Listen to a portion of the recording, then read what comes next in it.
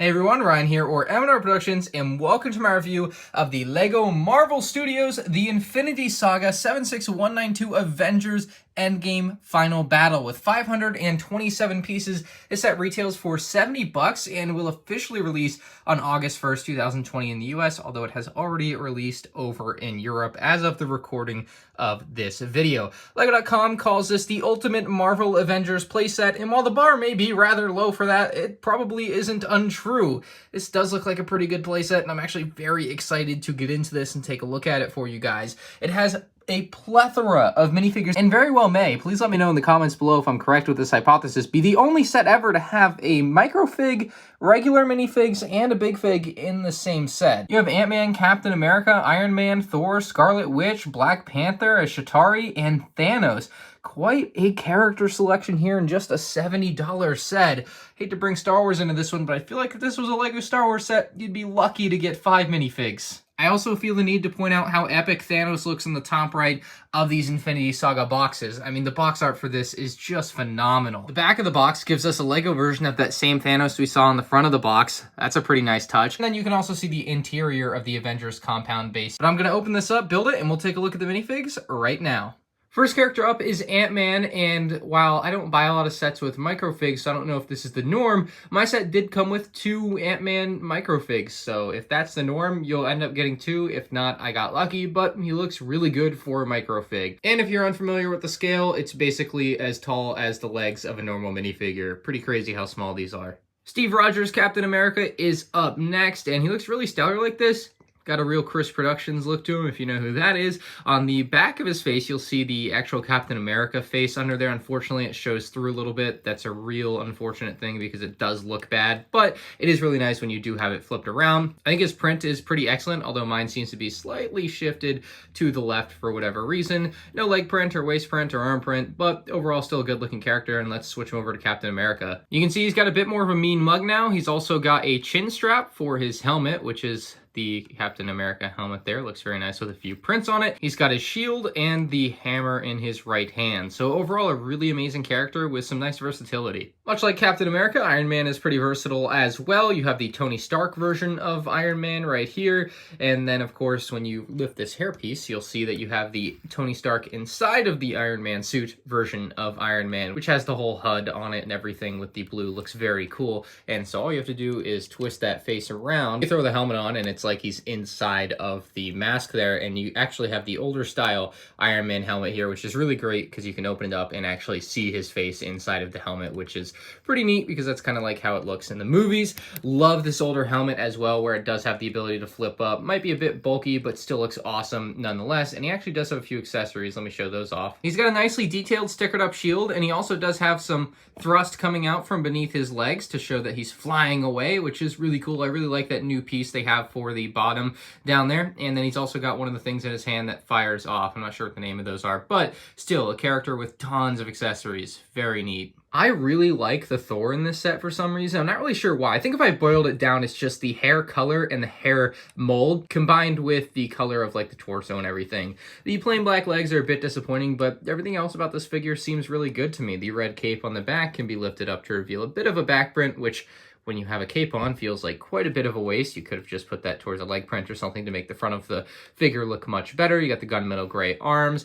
and removing that hairpiece will reveal a second facial expression on the back with some blue lightning essentially coming out of his eyes. Scarlet Witch looks very good here in my opinion, although the only issue continues to be with these prints on LEGO minifigures in general, that the skin color is a bit too light on the torso there. Could have used another layer of a print to darken that up and have it match the headpiece a little bit better, but generally very good looking figure. The back print here makes a bit more sense because you can actually see the thing, and then you can see she has her red eyes underneath that hairpiece. They are really trying to set you up for success to take on Thanos with all her accessories here, so she looks great. Same little base piece as Iron Man. Love that one. I think it's a very quality piece, so generally good figure and nice accessories. Superheroes isn't quite my area of expertise, but this Black Panther figure looks pretty darn good, and I believe him to be exclusive to this set, and the first time we've seen him in a purple color scheme. I looked up Black Panther and did some research, and I couldn't find one that looked like this, so hopefully I'm correct in saying that, but it does look pretty good.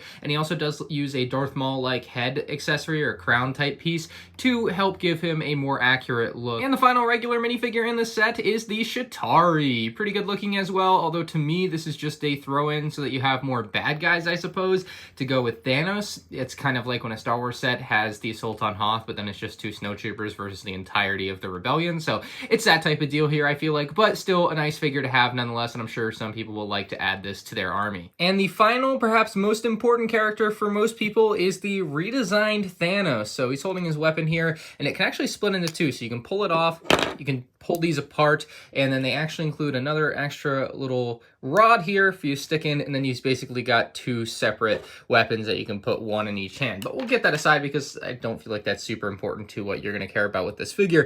This is a redesigned Thanos, and it's something that should have been done probably years ago, and him just have an accessory for the helmet on his head, but it's a singular solo head without anything else on it, which is really good. It's basically like a giant minifigure head. Just for the comparison, that's what his head looks like on top of the Chitauri, so you can see it's kind of another scale up. But popping that back on there, you can see a very good and complete Big-Fig looking Thanos. His arms and hands are separate pieces, so they can rotate on their own 360 degrees. Pop that back in. 360 degrees all the way. Unfortunately, no posability to the legs. That's kind of like the last big hurdle to these Big-Figs, in my opinion, that they really should have added. And there are actually 4 studs on the back for Thanos here, although they don't really do anything in this set. I guess you could probably throw these on the back if you wanted to connect them, although it's not a particularly strong connection, like they're gonna fall off easily. But still, it's something you can potentially do.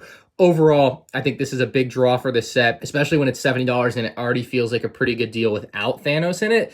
Then you have this Big-Fig Thanos that's a completely new redesign. So we'll start here with the XCon truck, which you can tell rolls pretty well. It's also decently accurate to the source material, especially given the size of it. Of course, it won't match like a Creator Expert car, but this is pretty spot on. My biggest complaint with it potentially is really the sticker, the XCon sticker right there. They use a clear sticker, but on the box, it is actually a brown sticker that much better matches the color of the build. And really the only problem with a clear sticker is that you end up with air bubbles almost no matter what. It's really hard to get a perfect application, so you end up with it looking like that, little wrinkly and whatnot. Very nice windshield piece, flat roof. Very flat roof, 4 wheels, front bumper with the headlights, back bumper with the brake lights, and then you have like the bonus wheel cover, and then they actually have the back windshield there. Looks like a transformer head to me, and a couple of spiders, if I was guessing what those markings are. I'm sure some people actually know what they are, but I'm not as into it as a lot of people. But if you lift this up, they actually have the time machine in there, which is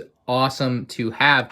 And if we take off the roof pieces, they are made to be taken off. You can see it's actually a really spacious interior. Maybe a bit problematic for some that there are literal holes in the bottom of the truck, but fine nonetheless to me. And then at the front, you have a bit of the steering wheel here, which is centered, so that's kind of inaccurate. Then you have a speedometer and all your other fuel gauges and whatnot up on a sticker there. But Ant-Man can hang out in the back if you want, or you can throw him inside. It really doesn't matter. And here is the Avengers Compound, and this is rather aesthetically pleasing thanks to the white and dark blue color scheme. And then of course you've got a lot of this dark trans clear Lego color in there just by virtue of them having to have windows, but it still adds a lot nonetheless. Now you'll notice the window kind of bows out at the front here, and that's because they've actually added a bit of a curvature to it, which adds some nice depth to the build. Otherwise you just have 2 flat walls, and I don't think that would look very good. You'll also see a minifigure hand scanner at the front door so they can make sure the right people are getting in. The door just open easily. There's not actually a lock on it though. But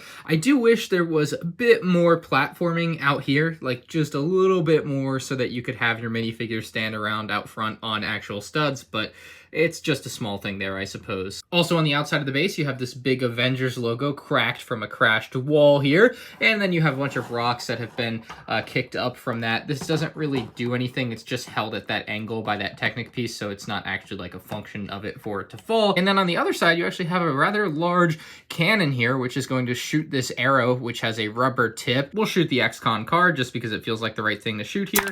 And you can see it's a rather powerful blast from this thing. So it could certainly, I suppose, take down Thanos if you needed it to. It works really well, and it actually locks in place. You'll hear it click. Very easy to do. You get very good vertical movement on this, but you get 360 degree all the way around for everything else. So a very nice addition to the build. And both of these side things kind of come out at a 45-degree angle, which I don't think is particularly ideal. Like, it would be nice if you could just disconnect them and have the whole building not look like it's got Technic studs coming out of the side of it if you just wanted the building for whatever reason. But unfortunately, all of this is kind of built into the design. So that's a slight downside to those, but overall, I think they're really nice additions. The last thing I have to say about the exterior of the building is you do have this really nice radar dish on top here. It rotates 360 degrees, and you've got like a little horn here and whatever this is supposed to be, maybe an air vent. So decent detailing on the roof of the build too. The interior looks very fun to me, and certainly if you're in the age range, or if you're buying this more likely for someone in the age range of 8 to 12, they are going to have an absolute blast with this, because you have Tony Stark's lab, you have a recreational area, you got a couple holograms there, I believe they're holograms, and then you also have a little jail for Thanos, and obviously not very accurate to Avengers Endgame, but nonetheless, I think it looks cool, and I think it's a great play function. So you can actually just drop this down, this whole gate, very easily, which doesn't make a lot of sense, because realistically, you would see these red bars and think they're lasers and they would just pull out or disappear if it was like the actual thing, but they don't. You actually have to drop the whole thing down, and then you can put Thanos in. And also on the back of the box, they show the Shatari in there, but I'm not going to bother with that. Thanos does fit in there rather nicely, and you can close this up. I do wish there were some sort of locking mechanism for this so that it wasn't so easy for Thanos to just break out, because it seems pretty straightforward. All Thanos would have to do is put his hand up and knock down the top bar. Moving over, you have this nice walkway in the entrance here, and then, of course, Tony Stark's lab. And what's really good about this lab is they actually built it so that you could take it out rather easily. So it's just kind of an open area in there otherwise. There's not like any stickers on the wall or anything providing any decor, but the lab looks like this, and it's got some really nice details there. One of them says calculating, and it's at 99.987%. I don't know if that's like symbolic of anything. You have the keyboard, and you have a couple of other stickers here on the left and the right, and then in the middle, I believe this is supposed to be the Iron Man's Infinity Gauntlet, essentially. So I think that's what that's supposed to represent, although there are certainly no Infinity Stones in it at the time, and you can throw that on Tony Stark or Iron Man whenever you please, because that is a minifigure attachable accessory. Now, the top floor has a bit more space and is way easier to like get your hands in and out of, especially for someone older, but even kids are gonna have a much easier time with this. It's just completely open. You've got a potted plant in the corner. You've got your Captain Marvel and Rocket Raccoon holograms there for whatever communications. And then we also have a weapons rack, which has a couple of blasters here. However, I don't like that they're not like tightly connected in. So you can see they just kind of free float around instead of like putting them in and having them stay at the same angle. They'll get turned out of their original position very easily, and I don't really like that. You can see this printed Avengers logo here on the coffee table. Very nice printed piece. It's one of the few in the set. There's a lot of stickers here. And then you have the 3 seats for the coffee table, so you can sit 3 figures around that coffee table if you choose to do so, which can provide for some nice imaginative play, or even display if you want to have the proper characters sitting down there while on display. The value here for $70 seems absolutely stellar, with so many minifigs, the Big-Fig Thanos, and an actual decent build of the Avengers Compound on top of the XCon car. I mean, I feel like the XCon car is the pure bonus part of this set here. It's really good. I think $70 is more than fair. I'm kind of surprised this isn't $80 or $90. That just feels like where LEGO would have ended up on this set if they could have felt like they could get away with it. For whatever reason, they didn't, and $70 is the price. I think this is spectacular, and I think a lot of kids are going to like this, and I think that this is going to be a really popular Christmas gift this year, too. This one's absolutely stellar. So let me know what you think in the comments below. Again, I'm not the biggest Marvel superheroes guy, especially with LEGO sets. You know, I'm not spot on with that like I feel like I am with Star Wars, but I feel like this is a good set. So I'm gonna give it my approval. If you were thinking of buying it, I think it's worth the money. If you enjoyed my review of the LEGO Marvel Avengers Summer 2021 Endgame Final Battle set, let me know with a like on the video, and you can check out more LEGO Marvel Superheroes Summer 2021 set reviews on my YouTube channel, M&R Productions, so make sure you stay subscribed so you don't miss those. Thanks for watching, and I'll see you in the next one.